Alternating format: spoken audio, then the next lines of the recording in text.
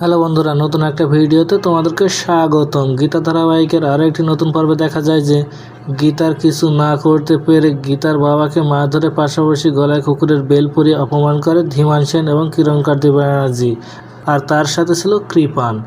গীতার বাবাকে গলায় বেল বেঁধে কুকুর বানিয়ে ঘুরিয়ে নিয়ে বেড়ায় তার নিজ বস্তিতে, তাও আবার সবার সামনে, যেটা কিছুতেই মেনে নিতে পারেনি গীতার বাবা গণেশ গাঙ্গুলি। আর তাই তো লজ্জায় অপমানে নিজেকে শেষ করে দেয় সে। গীতার বাবার সাথে যখন এমন আচরণ করেছিল কৃপান, তখন সেখানে ছিল না গীতা। গীতা বাড়িতে এসে দেখে তার বাবা আর নেই। বস্তির সবাই গীতাকে বলে কৃপান তার বাবাকে এমনভাবে অপমান করেছে যেটা তোমার বাবা মেনে নিতে না পেরে এই কাজ করেছে। ওদিকে নিজের বাবার এমন অবস্থা শুনে ছুটে চলে আসে গিনি। গিনি জানতে পারে ধীমান সেন এবং কিরণকান্তি ব্যানার্জি গীতার জন্যই তার বাবাকে এমন অবস্থা করেছে। গিনি গীতাকে বলে, তোর জন্যই আজ আমার বাবার এই অবস্থা, আমি তোকে কিছুতেই ক্ষমা করব না। এই বলে গিনি থানায় যায় আর গীতার বিরুদ্ধে নিজের বাবাকে শেষ করে দেওয়ার মামলা করে।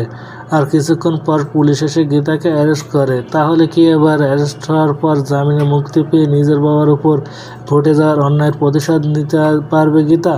তো বন্ধুরা, কী ঘটতে চলেছে গল্পে এবার জানতে হলে আমাদের সাথেই থাকুন। ধন্যবাদ।